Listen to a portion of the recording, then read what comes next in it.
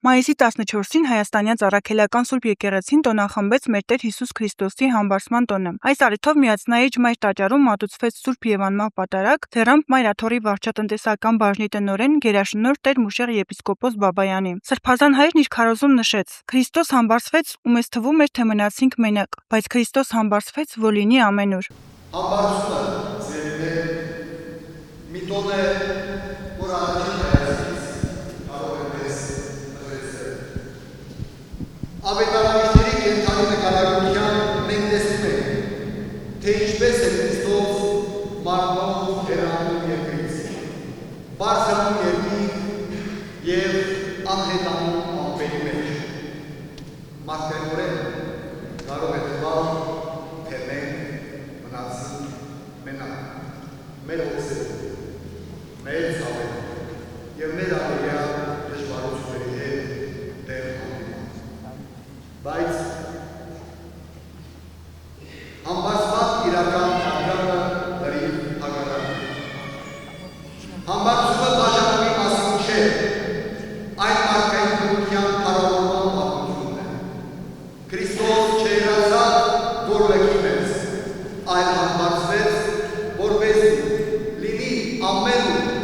և ամենքիս հետ։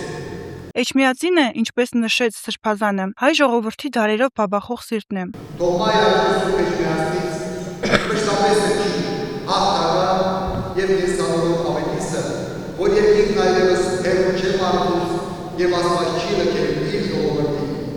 Թող համբարձված Հիսուս Քրիստոսի սերը, շնորհ և խաղաղությունը լինեն ամենքիս հետ միշտ և հարատև այժմ և մինչև ամենյանս ամենից։ Համբարձման տոնին հիշատակվում է նաև 1441 թվականին ամենայն հայոց կաթողիկոսության աթոռը Սիս քաղաքից Մայր Աթոռ Սուրբ Էջմիածին փոխադրելու պատմական օրը։ Սուրբ պատարագի ավարտին Միածնաէջ Մայր տաճարում կատարվեց հայրապետական մաղթանք։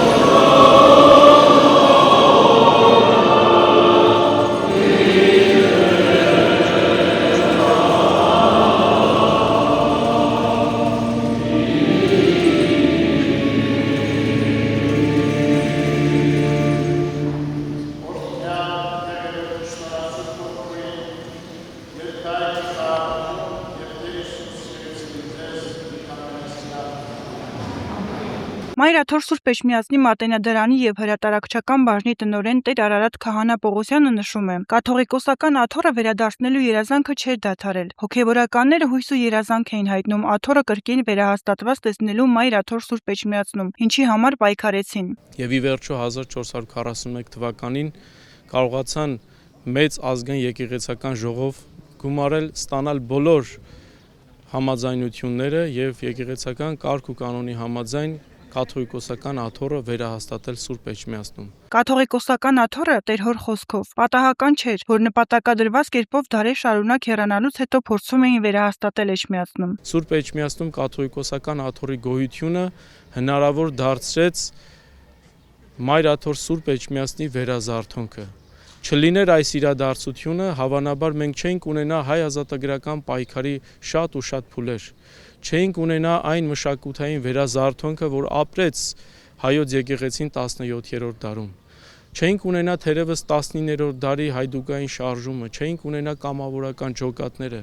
այն ամբողջ իրողությունը, իրականությունը, որ գոյություն ուներ հայրենիքում